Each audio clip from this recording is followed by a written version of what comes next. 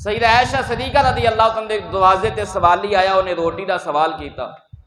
مسافر سی۔ سیدہ عائشہ صدیقہ نے کھانا دیتا، انہیں باہر بیٹھ کے کھانا کھاتا چلا گیا۔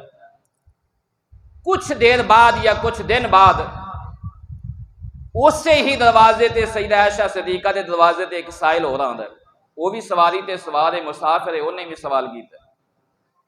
مگر سیدہ عائشہ صدیقہ دا دونوں سوالیاں دے نال سلوک الگ الگ ہے۔ اے جڑا بعد دن دا سائل آیا ہے، مسافر آیا ہے، سیدہ عائشہ صدیقہ نے صحابہ نو فرمایا انہوں مسجد نبوی وچ بٹھاؤ، انہوں اے ادب دے نال احتراماً بٹھایا گیا، اکرام کیتا گیا، بٹھا کے انہوں کھانا کھلایا گیا، کھانا کھلان تو بعد انہوں الوداع کر دیتا گیا۔ اے بات حضور صلی اللہ علیہ وآلہ وسلم دی بارگاہ دے اندر صحابہ نے پیش کی تھی، یا رسول اللہ اکو دروازہ ہے، دو سائل نے، دونوں سائلاں دے نال سلوک الگ الگ ہویا ہے، وجہ کی ہے؟ حضور صلی اللہ علیہ وآلہ وسلم میرے غیب دان نبی نے فرمایا عائشہ نے جو کیتا ہے ٹھیک کیتا ہے، اور پھر اس کی تفصیل حضور صلی اللہ علیہ وآلہ وسلم نے بیان کی تھی، فرمایا کہ جڑا پہلا سائل سی گا وہ بھی سوالی سی مگر عام مسافر سی، انہوں کھانے دی طلب سی، جو ان دی طلب سی جو ضرورت سے پوری کر دیتی گئی۔ جڑا دوسرا سائل سی وہ بھی مسافر سی مگر وہ فلاں قبیلے دا سردار سی،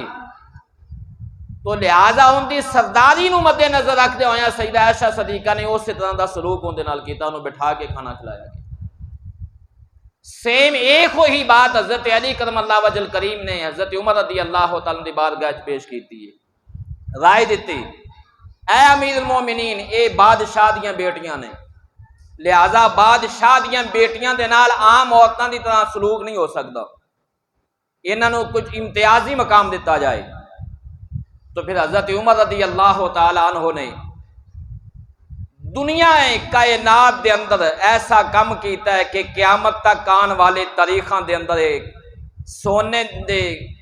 قلم دے نال بھی لکھیا جائے تے ان دی قیمت ادا نہیں ہوندی، سونے دے پانی دے نال بھی لکھیا جائے، اور قیامت تک آن والے جتنے بھی سید ہون گے سب تے حضرت عمر دا احسان ہوئے گا،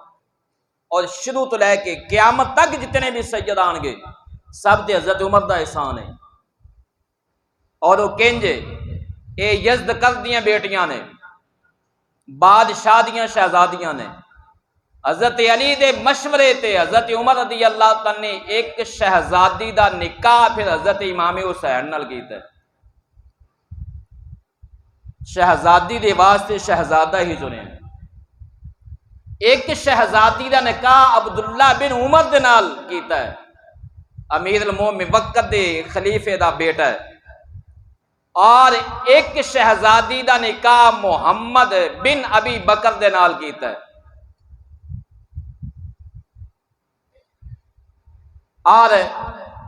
اے او شہزادی شہر بانو ہے جڑی سیدنا امام حسین رضی اللہ تعالیٰ عنہ دے نکاح دے وچ آئیے، انہاں دے وچوں حضرت امام زین العابدین پیدا ہوئے نے،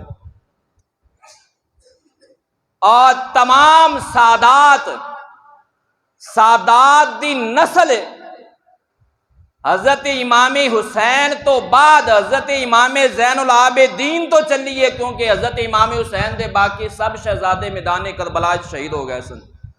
صرف سیدنا امام زین العابدین بچے سن، آپ زندہ رہے،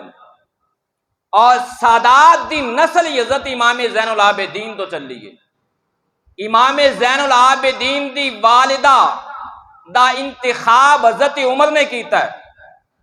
اور حضرت امام زین العابدین دی والدہ دا نکاح حضرت عمر نے پڑھیا ہے، سیدنا زین العابدین دی والدہ دا نکاح دا خطبہ حضرت عمر نے دیتا ہے۔ تے اگر حضرت عمر دے اعتراض انہاں دی خلافت تے کوئی اعتراض کرے، انہاں دی خلافت نو کوئی نہ حق جانے، تے اگر حضرت عمر دی خلافت نہ حق سی تے پھر بیت المال حق کیویں ہو گیا؟ وہ حلال نہیں ہو سکتا، تے بیت المال اگر حلال نہیں ہو سکتا تے شہر بانو دا نکاح حضرت امام حسین دے نال حلال کیویں ہو جائے گا؟ تے اگر حضرت عمر رضی اللہ تعالیٰ عنہ معاذ اللہ ثم معاذ اللہ اگر کسی دے نزدیک مسلمان نہیں تے انہاں دا نکاح حضرت عمر نے پڑھیا ہے، پھر نکاح درست کیویں ہو جائے گا؟ تو میں تے اس واسطے بات کہندا ہونا کہ چاہے کوئی سید ہوئے اگر ان دے دل دے وچ حضرت عمر دا احترام اور ادب نہیں تے میں انہوں سید نہیں ماندا، کیونکہ سید وہ ہو ہی نہیں سکتا جڑا حضرت عمر دا احترام نہ کرے، کیونکہ تمام سادات کے اوتے حضرت عمر دا احسان ہے اور قیامت تک آنے والے سیداں دے اوتے حضرت عمر دا احسان ہے، کیونکہ انہاں دی والدہ دا نکاح حضرت عمر نے پڑھایا ہے، خطبہ حضرت عمر نے پڑھیا ہے، ماں دا انتخاب حضرت عمر نے کیتا ہے، اس تو وڈا بھی کوئی احسان ہو سکتا ہے؟